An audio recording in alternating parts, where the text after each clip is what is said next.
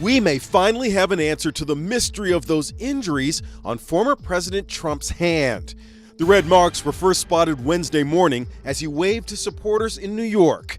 But by nightfall, they had somehow vanished. Social media has been in a tizzy ever since. Were they burns, shingles, blisters? Did he fall? Is it frostbite? We don't know. Maybe it's magic marker. Naturally, the late-night comics found the mystery irresistible. It's probably ketchup, you know. He probably got his hands in a container of curly fries or something. Our expert, dermatologist Dr. Doris Day, thinks it's blisters from playing golf. It's most likely from gripping a golf club. I can't think of what else that could do this. We tried asking Trump's attorney at his defamation trial yesterday. What is on Mr. Trump's right hand? Sores? I don't know what you're talking. I don't know what you're talking about. But another Trump spokesman has been quoted saying Trump got a paper cut and smeared blood from the wound on his fingers. Mystery solved. Or is it? I don't care about the red marks. Really don't. But my thing is, if it is paper cuts and there was blood as a result of a paper cut, why didn't you wash your hands? Have you ever washed your hands? How many hands have you shaken and not washed your hand? Is that why you got COVID? And it didn't take Fox News long to come out and apologize and make excuses for the marks. But in the beginning of this clip, there's something else I want you to be aware of.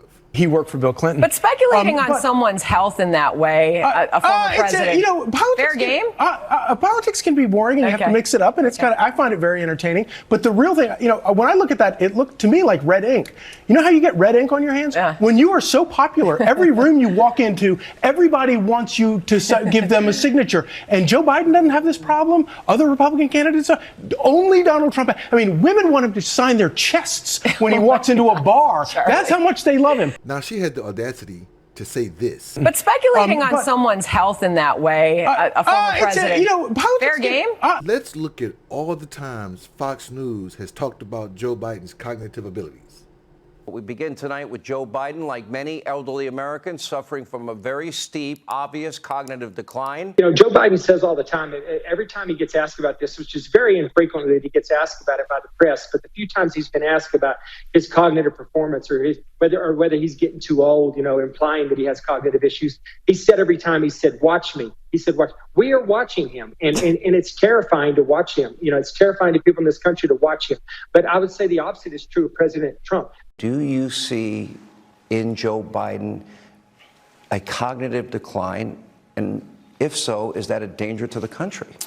I do. I think most of us do. His mental faculties are too diminished right now to do what he did in 2011, to sit down and actually work together on a solution to the problems. So Joe Biden is old, he's crazy, he's senile, he doesn't have any cognitive abilities, he's too slow to do anything. He can't remember anything. Listen to Donald Trump just recently mistake Nikki Haley for Nancy Pelosi. It's not quaint. Wow. When she comes here, she gets like 9 people, and the press never reports the crowds, By the way, they never report the crowd on January 6th. Nikki